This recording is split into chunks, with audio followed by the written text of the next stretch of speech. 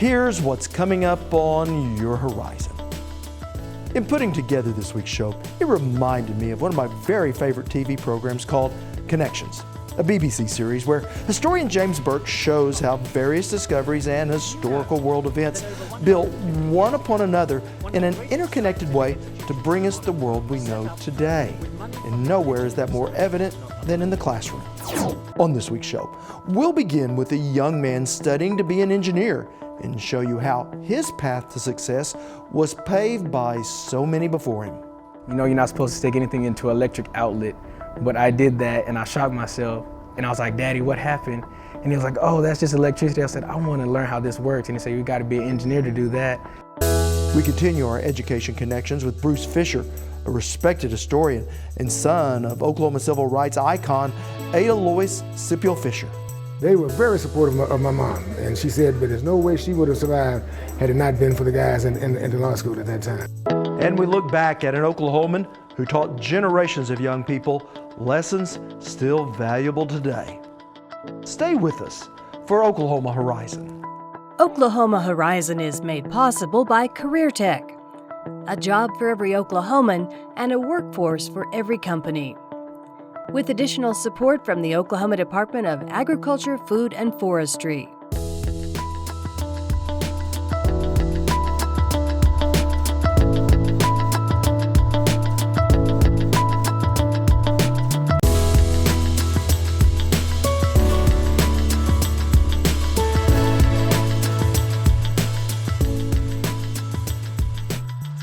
Hello everyone, thanks for joining us here on Horizon. I'm Rob McClendon.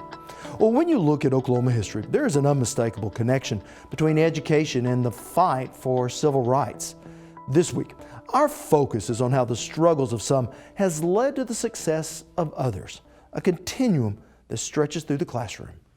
Just as parents are proud to see their children follow in their footsteps, so are their mentors, which is the basis of a national program called Project Lead the Way.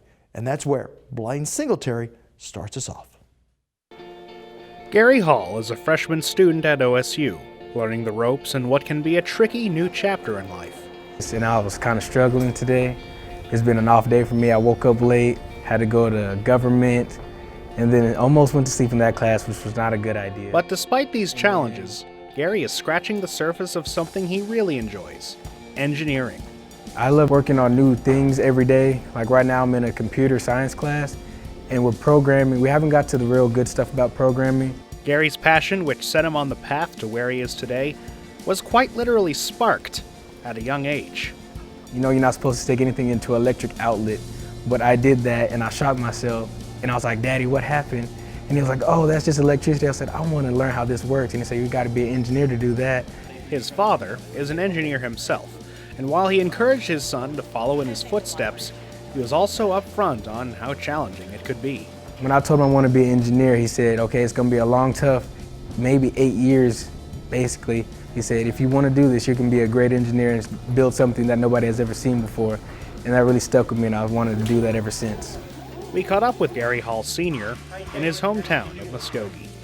I work at Georgia Pacific. I'm a project electrical engineer with them. Over the years, it has changed, but the electrical work is still the same. It might look like we're inside of Gary's office, but in fact, this is the Fab Lab at Muskogee High School. This is the classroom that his son attended and quickly realized this was the path he wanted to take. He said, Dad, this is what I want to do. I feel comfortable doing this. I said, oh, you sure? He said, yes, this is what I want to do. That was good, because when I was a sophomore in school, I had no idea what I wanted to do, but he'd already grabbed a hold of it, not from my profession, but from Project Lead the Way. They were the inspiration behind it.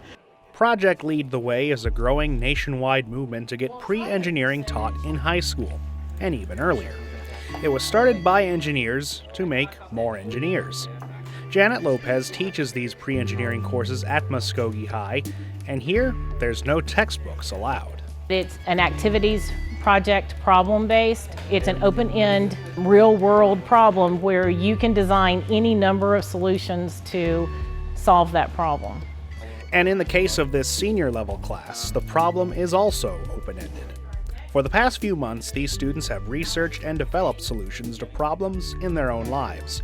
and now are getting to work on actually creating those solutions. It really develops a critical thinking skill in the students. There's no right answer. It's whatever you want it to be, but prove to me why that's the correct answer. It's this open-ended, hands-on approach that makes high school operate much like the real world, as Gary Hall Jr. recalls. You either do your work and you pass, or you don't do your work or you fail, which is basically how college is every day. In his senior year, Gary's team worked to tackle the problem of school chairs. And so we decided that we were going to interview chiropractors in Muskogee to talk about what exactly is wrong with chairs now that make everybody's back hurt. And they said it's basically that they built the chair to be fit for one size person. And so they designed and prototyped an adjustable leg chair with extra back support. Gary says it was very challenging to get it all together, but Ms. Lopez made it fun too. Her class was actually very fun and strict at the same time. I don't know how that can happen, but she was basically like my mom at school. She messed with me all the time. Gary Hall was probably one of the most exciting students that I had. He was intelligent, he was funny. And Gary Hall Sr. and his fellow engineers got a front row seat to his development. I did share what was going on with him, and they were really surprised that this type of program existed. And they were really surprised and amazed that that type of work is going on at such a low level. Sort of really builds their self-esteem, because it's not someone speaking down to them and saying, you will learn this, you will learn this. This is stuff that they learn on their own. And as for Gary Hall Jr., it's just the beginning. I'm still learning everything and seeing what everybody else has built and see if I can maybe make that better, or maybe do something totally different like I couldn't even imagine yet, but hopefully I'll be able to do something big to where everybody knows my name about it. Well, Project Lead the Way is a career tech program that can be found in high schools around the state, as well as 33 technology centers. In addition, Career Tech sponsors the Gateway program for middle school to attract students into the STEM fields at even earlier ages.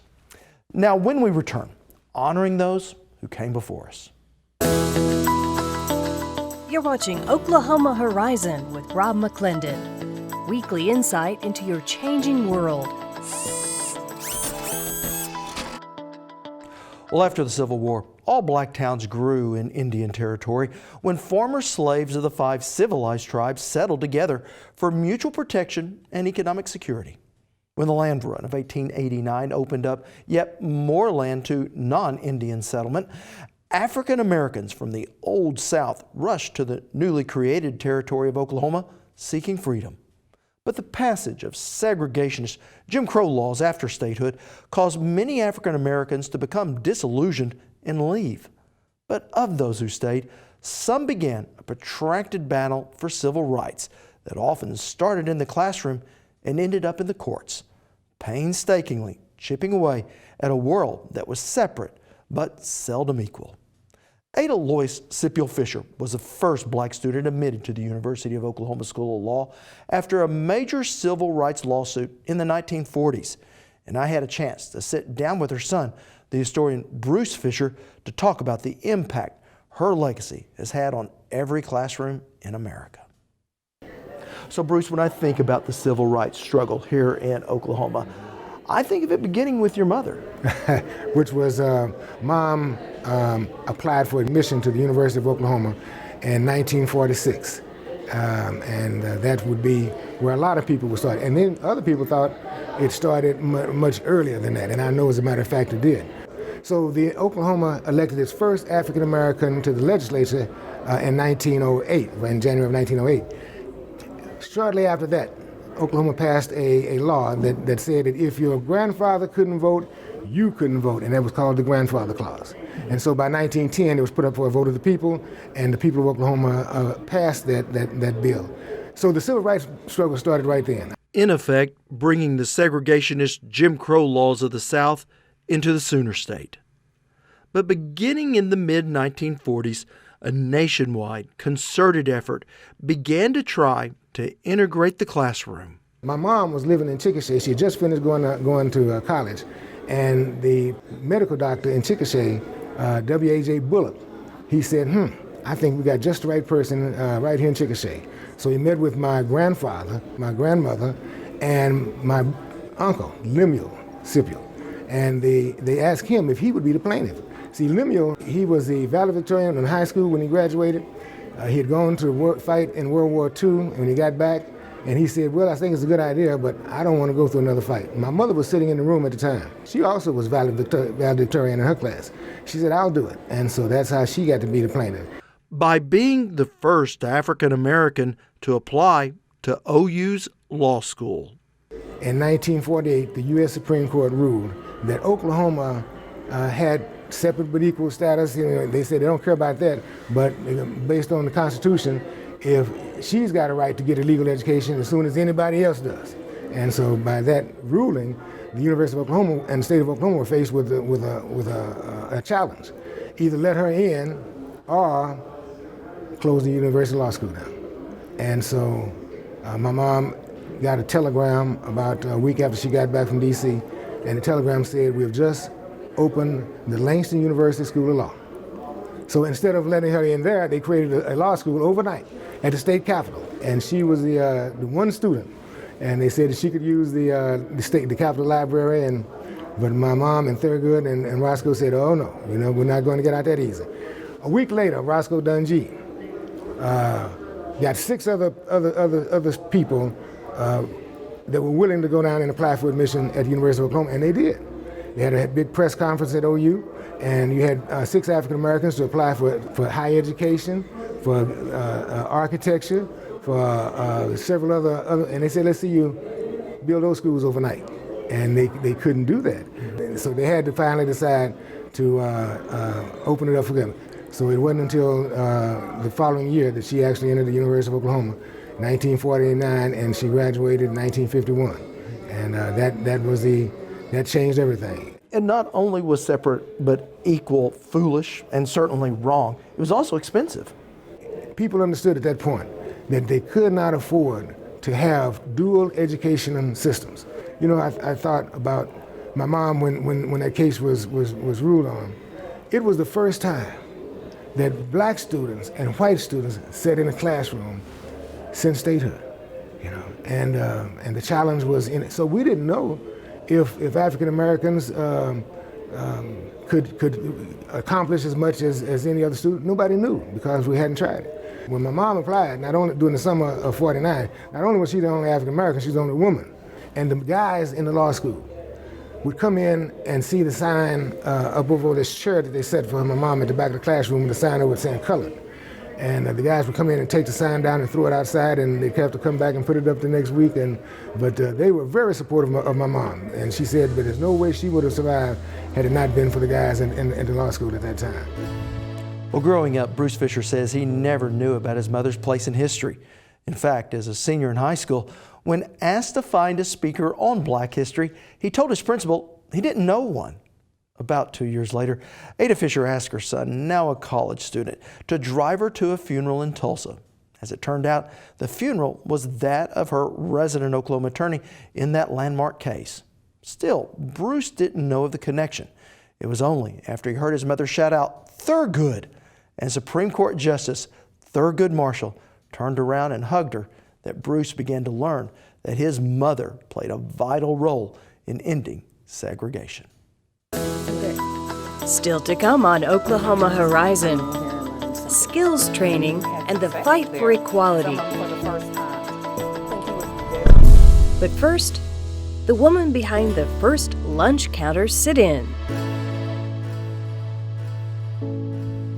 Well, the Oklahoma History Center is home to a permanent exhibit that chronicles Black history in the state and the first lunch counter sit-in in the nation.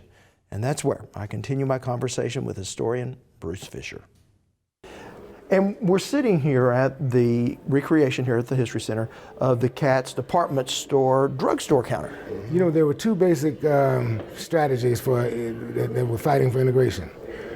One strategy was to use the courts. And that was the route my mom took, use the courts. The other strategy was to use tactics like the sit-in movement. And they used to call it the sit-down movement. Mm-hmm. And that was a tactic that was most successful with Clara Luper. and the 14 students that wanted to help do something, and they didn't know what to do, but they took a trip with Miss Luper to New York. And on that trip to New York, they took the northern route, and they were treated, in a way that they had never been treated before. They could go in restaurants, sit anywhere they wanted to sit, and hotels, and stay where they, integrated hotels. But on the way back, they took the southern route, coming through the south, which was what they were really familiar with. But it motivated them to want to do something, and that something they wanted to do was to try to integrate lunch counters in Oklahoma City, and that's what they tried to do. Now, what's interesting about that is that that was in 1958 that the first of the sit-in movement started. In 1959 is when they had the next, NAACP had the next convention, and at that convention there was a report filed in the college and student movement. And the report says that Oklahoma City had done something that nobody else had done. They had, in one stroke, with one effort, they had desegregated over 49 drugstores and eating establishments with the students from Oklahoma. So that was made known in 1959 at the National Convention. And there was a student who attended that meeting who heard what they were said, went back to Greensboro and did the same thing there. So had he not been in the room to hear what was done in Oklahoma, he would have known to do it there. Well, I know the argument that they're really saying is when that movement and the Greensboro movement was done, Greensboro ignited the whole nation with the sit-in movement. But it doesn't change the fact that the history should be correct in talking about how the movement began. And that movement began with the students in Oklahoma City and that integrated lunch counters. When you hear about the struggles for civil rights, it's easy to overlook just how far we've come. In fact, Bruce Fisher tells the story of two little boys at the colored water fountain exhibit at the History Center debating just exactly what color that water was going to be. Now, if you'd like to hear Mr. Fisher tell the story, it's streaming on our website under our Value Added section. Horizon is at your fingertips. Join us on Facebook, Twitter, and YouTube to catch the segments you may have missed and our latest new content as it happens. Well, the Eddie Warrior Correctional Center in Taft, Oklahoma is named after a gentleman who believed that skills training could be the difference between success and failure in life. I never got to meet Mr. Warrior, but in 2012, I did have the pleasure of sitting down with 3 generations of Warrior women to tell me about the man who continues to change lives even after death. That's my all-time favorite, this one right here. When he's standing in his suit and fedora with the black Angus cows behind him. For the women of the Warrior family, Eddie Warrior was a giant among men. What he really wasn't. That was natural for him. He was a big man, a tall man, as the men in our family tended to be, and a very deep voice. Standing over 6'4", he was known as Treetop on the playing field, a stature only equaled by the size of his heart. But he was very gentle with us, very good with girls, because my mom, his first wife, died when I was 5, and I just sort of remember him getting up, because I would start to cry at night, missing my mom, but I would just remember that he'd get up at night when I was scared of the dark, and try as best he could to comfort me. And such kindness extended into his professional life. Always a man of the land, Eddie Warrior farmed for a living while also raising a young family and going to college. And he was telling me about how, with a young wife, a new wife, and a baby at home, that he actually slept in the dairy barn when he was on the campus at Langston because he didn't have the money for the dorm. After graduation, Warrior began teaching in the segregated schools of the 1920s, becoming a principal and a county supervisor. He had to sort of talk to them about Black history when there was nothing written down in textbooks about it, but to sort of like build up kids. And I think, and when I think about it, I thought that was so him. It was always about building up young people. Warrior continued to touch young people's lives throughout his career, teaching skills as much for life as for a degree. His basic philosophy about that is always learn how to do something with your hands. Like he supported 4-H clubs and things like that, because those are things you could always fall back on.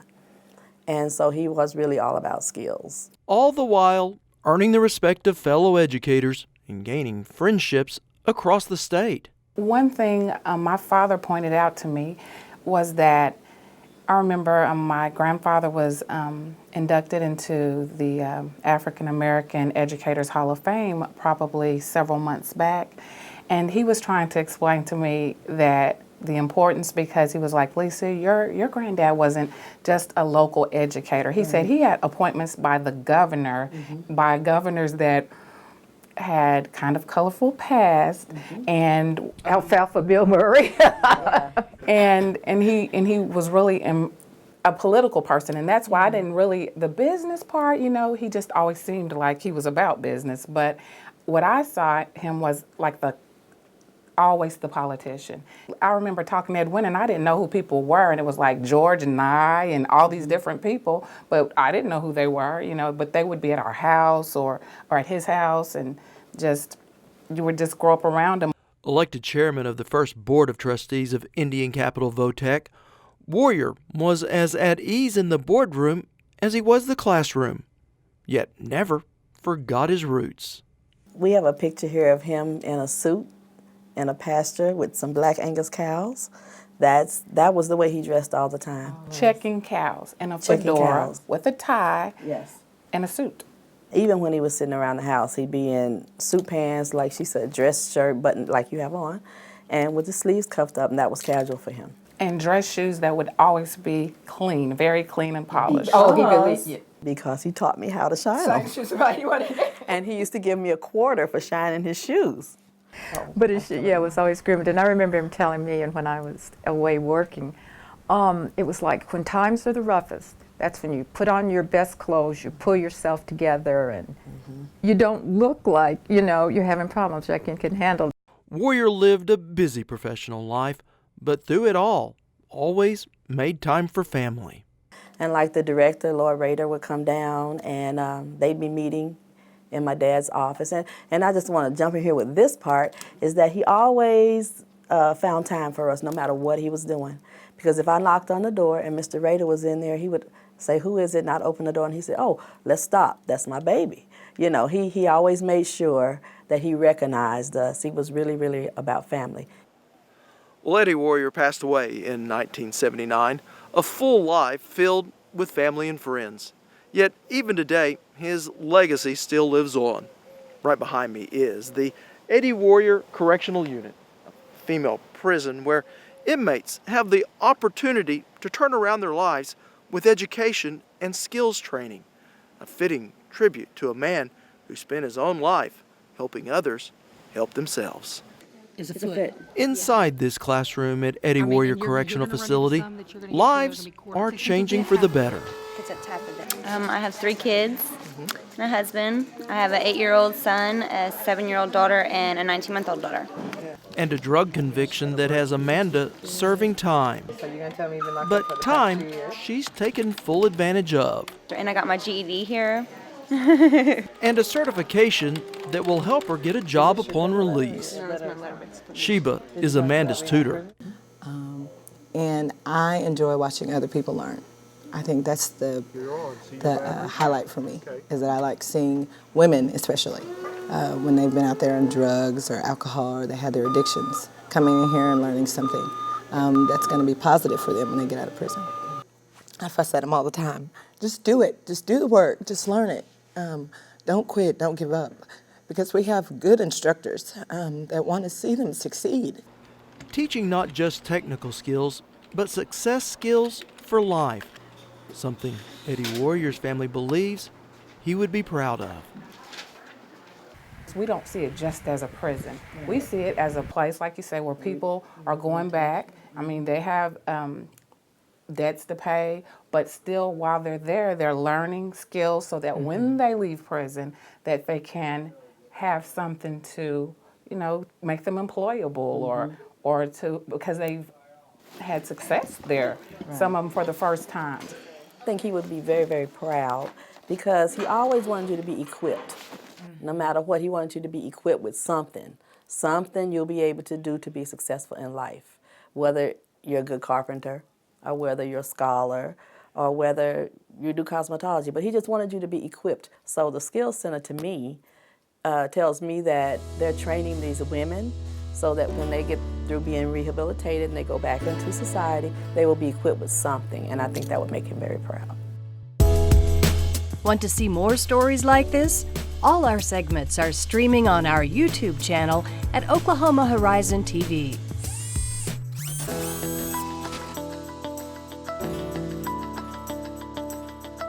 Next time on Oklahoma Horizon, we examine the impact that aviation and defense has on our economy, from small town to big city. Now it rivals in terms of employment the energy sector. So it's one of our largest sectors and most important to the regional economy. A closer look at aerospace on Oklahoma Show for the Heartland, Oklahoma Horizon. Thanks for including us as part of your day. I'm Rob McClendon. Hope to see you back here next week.